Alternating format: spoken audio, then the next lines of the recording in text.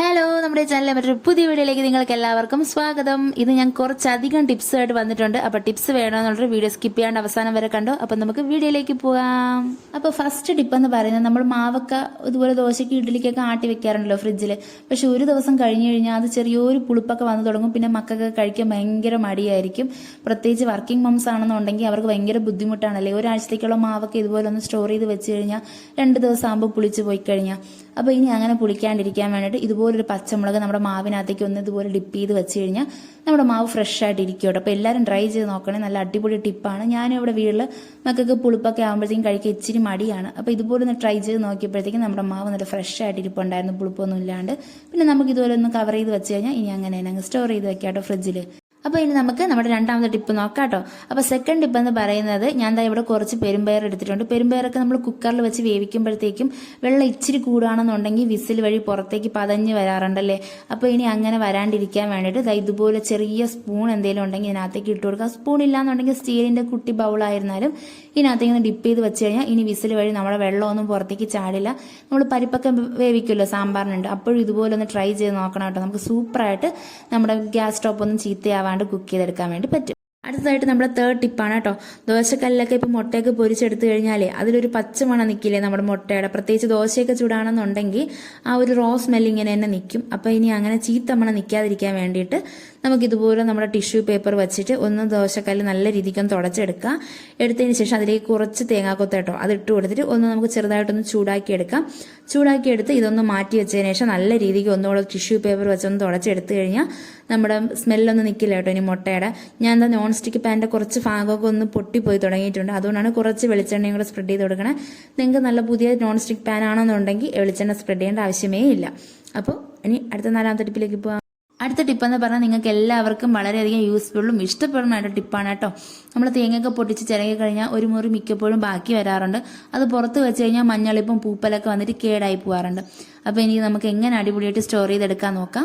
ഇതിനായിട്ട് ഞാൻ തേങ്ങാ മുറിക്കകത്തേക്ക് കുറച്ച് വെള്ളം ഒന്ന് ഒഴിച്ചു കൊടുക്കുകയാണ്. എന്നിട്ട് ഒരു ചെറിയൊരു സ്റ്റീൽ പാത്രത്തിനകത്തേക്ക് ഇതൊന്ന് വച്ചതിന് ശേഷം ഫ്രിഡ്ജിനകത്തേക്ക് വെച്ച് കൊടുക്കുകയാണ് കേട്ടോ. അപ്പോൾ നമ്മൾ പെട്ടെന്ന് നമ്മുടെ തേങ്ങ പൊട്ടിച്ചെടുത്ത് ചിരകി എടുക്കണതിൻ്റെ അതേ ടേസ്റ്റിൽ തന്നെ കിട്ടും. പൂപ്പലോ കയ്പോ അങ്ങനെ ഒന്നും വരില്ല കേട്ടോ. അപ്പോൾ എല്ലാവരും ട്രൈ ചെയ്ത് നോക്കണം. ഇതുപോലത്തെ വീഡിയോസ് നിങ്ങൾക്ക് ഇഷ്ടമാണെന്നുണ്ടെങ്കിൽ നമ്മുടെ ചാനലൊന്ന് സബ്സ്ക്രൈബ് ചെയ്ത് സപ്പോർട്ട് ചെയ്യണം കേട്ടോ. കൂടാതെ ഈ വീഡിയോ നിങ്ങൾക്ക് ഇഷ്ടമാണെന്നുണ്ടെങ്കിൽ നമ്മൾ ഇപ്പം തന്നെ ഒന്ന് ലൈക്ക് ചെയ്തേരെ. അപ്പോൾ നമുക്ക് അടുത്ത നല്ല അടിപൊളി ടിപ്പിലേക്ക് പോയാലോ. അപ്പോൾ നമ്മുടെ അടുത്ത ടിപ്പ് എന്ന് പറയുന്നത്, നാരങ്ങ എങ്ങനെ ഫ്രഷ് ആയിട്ട് സ്റ്റോർ ചെയ്യാന്നാണ്. കുറച്ച് ദിവസമൊക്കെ നാരങ്ങ ഫ്രിഡ്ജിനകത്തേക്ക് വെച്ച് കഴിഞ്ഞാൽ അതിൻ്റെ നീരൊക്കെ വറ്റിയിട്ട് അത് ചുക്കി ചുളിഞ്ഞ് നാശമായി പോകാറുണ്ട്. ഇനി അങ്ങനെ ചീത്തയാവാതിരിക്കാൻ വേണ്ടിയിട്ട് നമുക്ക് ആകെ വേണ്ടത് ഒരു പ്ലാസ്റ്റിക് കുപ്പിയാണ് കേട്ടോ. ഇതിനെടുത്തതിന് ശേഷം ഇതിനകത്തേക്ക് നമുക്ക് നമ്മുടെ നാരങ്ങയൊക്കെ ഒന്ന് ഫില്ല് ചെയ്ത് കൊടുക്കുക. പ്ലാസ്റ്റിക് ജാർ ഇല്ലാന്നുള്ളവർക്ക് നമ്മുടെ ഗ്ലാസ് ജാർ ആയാലും മതി കേട്ടോ. അതിനകത്തേക്ക് ഞാൻ പച്ചപ്പുള്ള നാരങ്ങ താഴെ വരണ രീതിക്ക് ഒന്ന് നിറച്ച് കൊടുക്കുകയാണ്. എന്നിട്ട് മേളിലത്തേക്ക് ഇപ്പം ആവശ്യത്തിന് പാകായ നാരങ്ങ ഇട്ട് കൊടുത്തിട്ട് നിറയെ വെള്ളം ഒഴിച്ചു കൊടുക്കണം കേട്ടോ. അത് മുങ്ങി നിൽക്കുന്ന കണക്കിന് വെള്ളം ഒഴിച്ചു കൊടുക്കുക. എന്നിട്ട് നല്ല രീതിക്ക് മൂടി വെച്ചിട്ട് ഒന്ന് ടൈറ്റായിട്ടൊന്ന് അടച്ച് ഫ്രിഡ്ജിനകത്തേക്ക് ഇതുപോലെ ഒന്ന് സ്റ്റോർ ചെയ്ത് വെച്ച് കഴിഞ്ഞാൽ നമ്മുടെ നാരങ്ങ നല്ല നീരോടുകൂടി പിഴിഞ്ഞെടുക്കാൻ വേണ്ടിയിട്ട് ഫ്രഷ് ആയിട്ടിരിക്കും കേട്ടോ. അപ്പോൾ നിങ്ങൾക്ക് ഇതുപോലത്തെ ടിപ്സ് അറിയാമെന്നുണ്ടെങ്കിൽ കമൻസിലൂടെ പറയണേ. അപ്പോൾ നമുക്ക് ഒരുപാട് പേർക്ക് ഇതുപോലെ വീഡിയോസ് ആക്കി അത് ഷെയർ ചെയ്ത് കൊടുക്കാൻ വേണ്ടി പറ്റും. അപ്പോൾ നമുക്കിനി അടുത്ത ടിപ്പിലേക്ക് പോവാം. അപ്പോൾ നമ്മുടെ അടുത്ത 5ാമത്തെ ടിപ്പ് എന്ന് പറയുന്നത്, മീൻ ചട്ടിയൊക്കെ നമ്മൾ കറിക്ക് എടുക്കാതിരിക്കുമ്പോഴത്തേക്ക് അതിനകത്ത് പൂപ്പലൊക്കെ വന്നിട്ട് അത് ചീത്തയായി പോകാറുണ്ടല്ലേ. കണ്ടാൽ നമുക്ക് കരി പിടിച്ചതായിട്ട് തോന്നും, പക്ഷെ കരിയോ അഴുക്കൊന്നും ആയിരിക്കില്ല. അതിൽ ചെറുതായിട്ടൊരു പൂപ്പലൊക്കെ വന്നിട്ട് ഇച്ചിരി നാശമായിട്ടിരിക്കാറുണ്ട്. അപ്പോൾ ഇനി ഇതെങ്ങനെ നമുക്ക് നല്ല അടിപൊളിയായിട്ട് സ്റ്റോർ ചെയ്ത് വെക്കാൻ നോക്കാം കേട്ടോ. അപ്പോൾ ഞാൻ ആദ്യം തന്നെ നമ്മുടെ ഈ ചട്ടിക്കകത്തേക്ക് കുറച്ച് തിളപ്പിച്ച വെള്ളം ചേർത്ത് കൊടുക്കാനുണ്ടോ. നല്ല തിളച്ച വെള്ളമാണ്.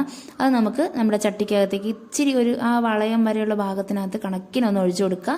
എന്നിട്ട് ഹാഫ് ലെമൺ ഒന്ന് ഇതിനകത്തേക്ക് ഒന്ന് പിഴിഞ്ഞൊഴിച്ചു കൊടുക്കുക കേട്ടോ.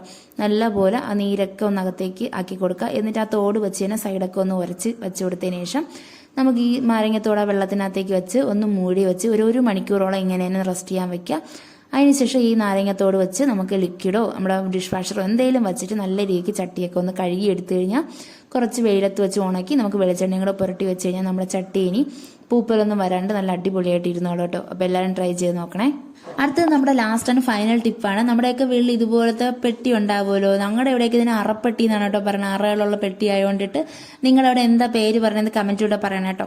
അപ്പോൾ ഇതുപോലെ മസാലപ്പൊടികളൊക്കെ നമ്മൾ വയ്ക്കുമ്പോഴത്തേക്ക് എപ്പോഴും നമ്മൾ അടയ്ക്കുകയും തുറക്കുകയൊക്കെ ചെയ്യണോണ്ടിട്ട് ഇത് കട്ട കെട്ടി പോകാറുണ്ട്. മഞ്ഞൾപ്പൊടി ആയാലും മുളക് പൊടി ആയാലും. ഇതിപ്പോൾ ഞാൻ മുളക് പൊടിയൊക്കെ കുറച്ച് ദിവസമായി വെച്ചിട്ട്, പക്ഷെ മഞ്ഞൾപ്പൊടി നല്ല രീതിക്ക് കട്ട കെട്ടാൻ തുടങ്ങിയിട്ടുണ്ട്. അപ്പോൾ ഞാൻ ഇതിന് ചെയ്യാറുള്ളതെന്ന് വെച്ചാൽ ഇച്ചിരി പോലെ ഉപ്പ് ഇതുപോലെ മസാലയിലൊക്കെ ഇട്ടിട്ട് ഒന്ന് മിക്സ് ആക്കി വെക്കാറുണ്ട്.